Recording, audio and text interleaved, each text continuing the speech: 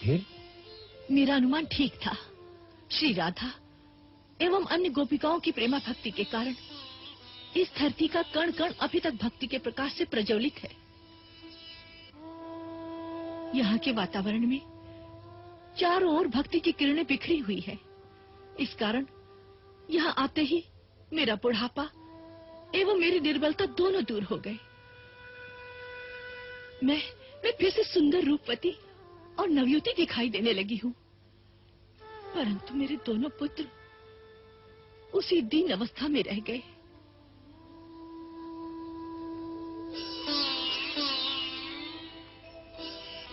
मैं इनके दुख से अत्यंत दुखी हूँ मुनिवर। आप साक्षात श्री ब्रह्मा जी के पुत्र हैं। मैं आपको नमस्कार करती हूँ। मुझ पर कृपा करके आप मेरा भी समाधान कीजिए, अन्यथा अपने पुत्रों के दुख से मैं ये धरती छोड़कर चली जाऊंगी मैं। हे माता, आप व्यर्थ ही अपने को खेद में डाल रही है। आप भगवान श्री कृष्ण का चिंतन करें। उनकी कृपा से आपके सारे दुख दूर हो जाएंगे। आप तो भगवान श्री कृष्ण को प्राणों से भी प्यारी हैं। वो दृश्य याद कीजिए जब क्षीर सागर में एक बार आपने साक्षात भगवान श्री कृष्ण से पूछा था, प्रभु अब कलयुग आ रहा है, इस युग में मेरा क्या कर्तव्य है? तुम हमारे परम भक्तों का पोषण करो। कलयुग में मुक्ति तुम्हारी दासी होगी और तुम्हारे बुलाने पर हम नीच से नीच प्राणी के पास भी चले आएंगे।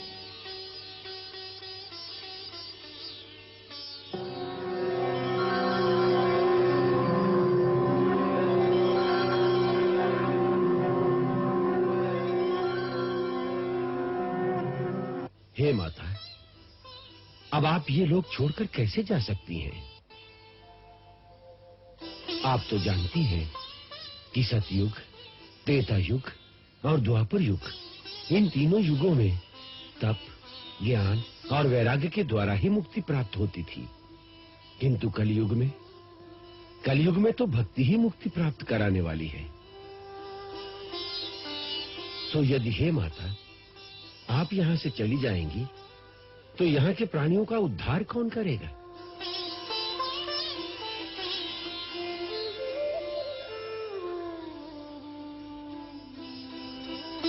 किंतु मुनिवर, क्या ऐसा कोई उपाय नहीं जिससे हम तीनों एक साथ इस संसार में रह सके? अर्थात भक्ति, ज्ञान और वैराग्य तीनों की एक साथ इस संसार में वृद्धि हो। कृपया ऐसा कोई मार्ग बताइए। ऐसा कोई उपाय अवश्य होगा, अवश्य होगा। हे माता, मैं आपको वचन देता हूं कि मैं आपके दुख का उपाय अवश्य करूंगा, जिससे आपके ये दोनों उत्साहहीन और निर्बल हो गए पुत्रों को नवजीवन प्राप्त हो। कोई एक ऐसा ही उपाय होगा जिससे भक्ति, ज्ञान और वैराग्य तीनों की एक साथ वृद्धि हो, तीनों को एक साथ शक्ति प्राप्त हो। इस लोक के समस्त प्राणियों के लिए कोई एक उपाय ऐसा अवश्य होगा, ये मेरी आत्मा का विश्वास है। हे माता, इस प्रश्न का उत्तर मैं स्वयं भगवान श्री कृष्ण से ही पूछ लूंगा। हाँ माता, आप तो उन्हें सर्वाधिक प्रिय हैं, अतः आपकी समस्या का समाधान उन्हीं से कराऊंगा। परंतु भगवान श्री कृष्ण आपको कहाँ मिलेंगे? वो तो न जाने कहाँ हो, किस लोक में क्या क्या लीला कर रहे होंगे। उन पर तो सारे विश्व का भार है ना। आपने ठीक कहा माता, उन पर सारे विश्व का भार है। न केवल ब्रह्मा जी से लेकर विश्व के कण कण तक सब उन्हीं के आश्रित हैं, बल्कि उसका उल्टा भी सत्य है कि वे स्वयं ही सृष्टि के कण कण में विराजमान होकर ये सारी लीला भी स्वयं ही कर रहे हैं। फिर क्या? उन तक पहुंचना मेरे लिए मुश्किल नहीं है। अच्छा? हाँ, क्योंकि अपने मूल रूप में तो वो सर्वदा अपने गोलोक में ही विराजमान रहते हैं, जहाँ रासेश्वरी श्री राधा जी के संग उनकी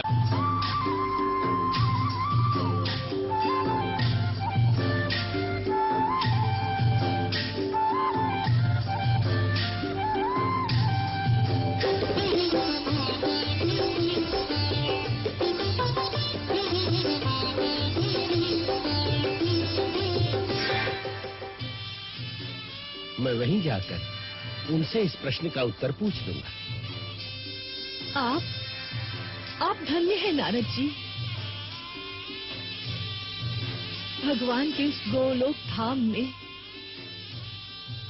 जहाँ हजारों वर्षों की तपस्या के बाद भी योगी जन स्वयं तो क्या, उनकी कल्पना भी नहीं पहुंच सकती। उसी गोलोक धाम में आप इस प्रकार स्वच्छंद रूप से पहुंच सकते हैं। आप तो महान हैं नारद जी। माता, नारद के लिए कहीं भी पहुंचना कठिन नहीं है। भक्ति माता, प्रणाम।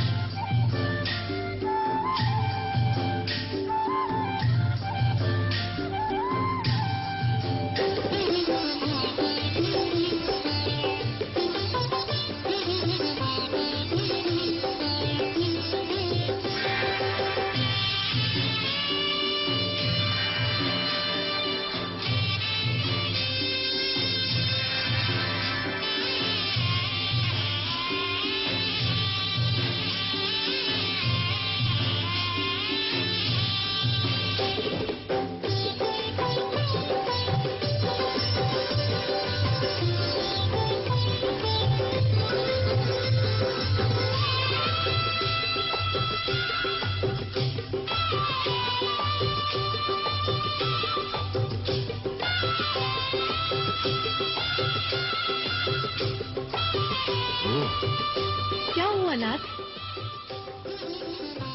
भक्तराज नारद बड़े दुखी दिख रहे हैं। क्यों? हम तक पहुंचने के लिए। तो उन्हें कौन रोक सकता है? उनका अहंकार, थोड़ा सा अहंकार लेकर चले थे। अपना रास्ता भटककर बार-बार उन्हीं लोगों में घूम रहे हैं।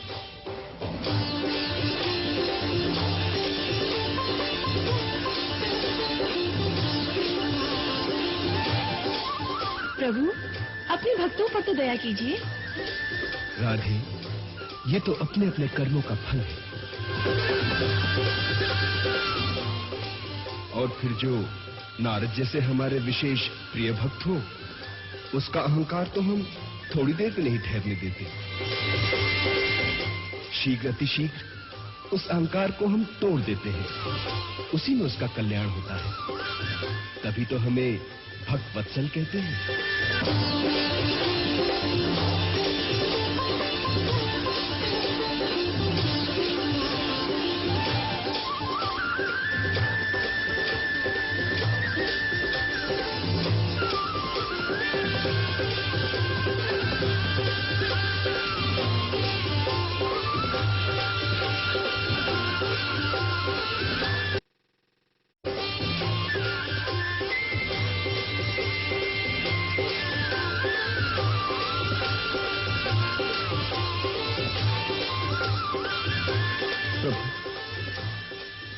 प्रभु, ये कैसी लीला है। चलते चलते थक गया हूं, फिर भी ऐसा लगता है कि बार बार उसी आकाश में घूम रहा हूं मैं।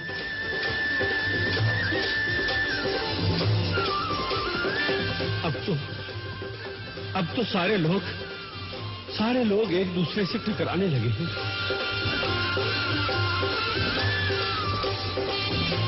समझ गया। वास्तव में मैं अहंकार करके चला था, उसी का दंड दे रहे हो ना?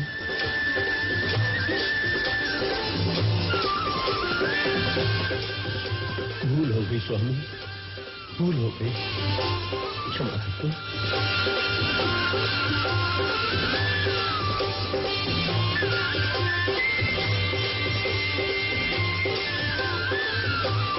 क्षमा करके अपने श्री चरणों तक पहुंचने का मार्ग खोल दूंगी। आपको भक्ति माता की सौगंध करो, अपने शरणागत की रक्षा करो प्रभु, अपने शरणागत की रक्षा करो। अब तो जाना होगा। क्यों? जब भक्त अपना अहंकार छोड़कर हमारे आश्रय में आ जाता है, तो हम स्वयं आगे जाकर उसकी अगवानी करते हैं।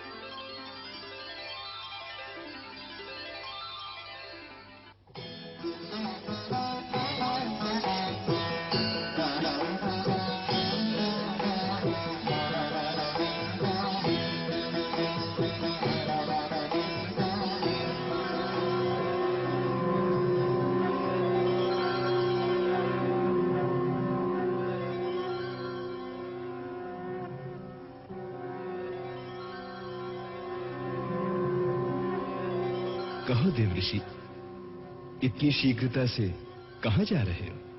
प्रभु, आप ही के श्री चरणों में प्रणाम करने आया हूं। तुम्हारा स्वागत है। कहो, क्या समस्या है? प्रभु, आप तो सर्वज्ञ हैं, सबका दुख जानते हैं, फिर भी पूछते हैं। हे भक्तवत्सल, आप जानते ही हैं कि भक्ति माता कलयुग में अत्यंत दुखी है। वृंदावन में आपकी चरण धूलि के प्रताप से माता भक्ति को तो उनका सुंदर रूप फिर से प्राप्त हो गया है, परंतु उनके दोनों पुत्र ज्ञान और वैराग्य की जीर्ण अवस्था का कोई उपाय नहीं मिला। प्रभु, मैंने उन्हें वचन दिया है कि मैं ऐसा कोई उपाय अवश्य ढूंढ निकालूंगा जिससे उन तीनों की एक साथ वृद्धि हो। उसी उपाय की खोज में आपके श्री चरणों में आया हूं। प्रभु, हे समस्त देवों के अधीश्वर, हे भगवान श्री कृष्ण, मुझे वो उपाय बताने की कृपा कीजिए।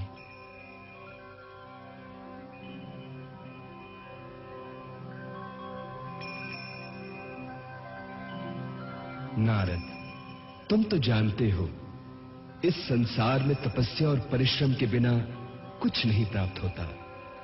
प्रभु, मैं अवश्य तपस्या करूंगा, परंतु इतना बताने की कृपा करें कि ऐसा कोई उपाय है? अवश्य है। तुम्हारे पिता ब्रह्मा जी उस उपाय को जानते हैं, वही तुम्हारा मार्गदर्शन करेंगे।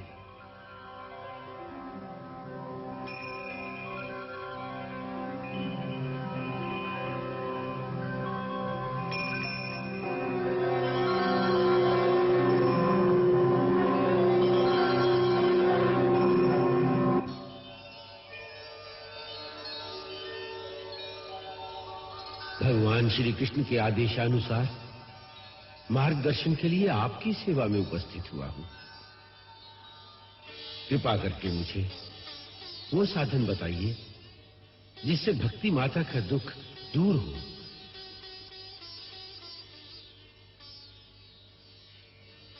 नारद, कलयुग में सबसे श्रेष्ठ फलदाता एक ही साधन है, और वह है श्रीमद् भागवत शास्त्र का प्रवचन।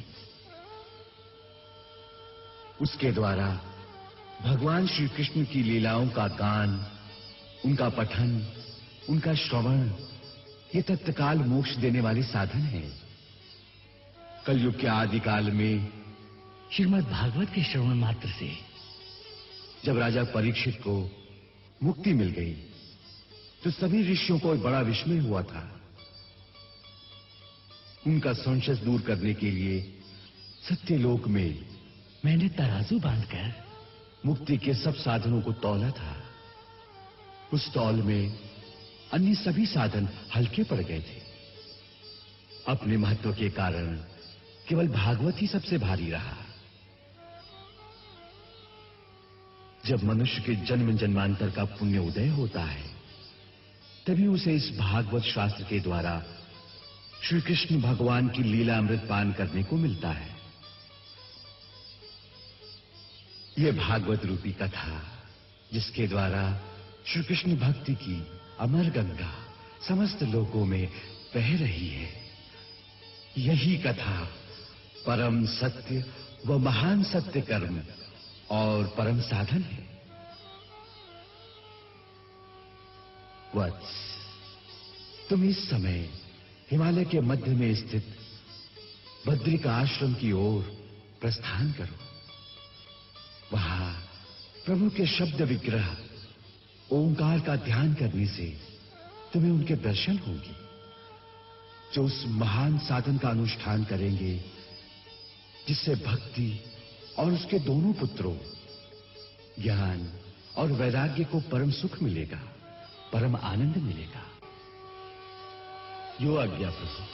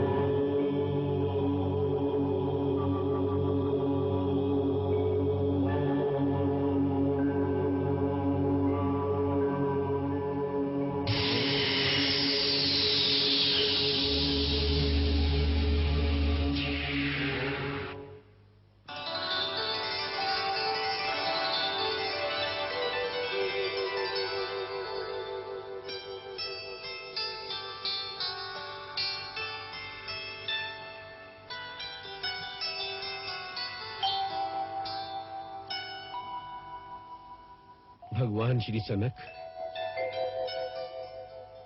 सनंदन, सनातन और सनत कुमार के श्री चरणों में आपके छोटे भाई नारद का प्रणाम स्वीकार हो। हे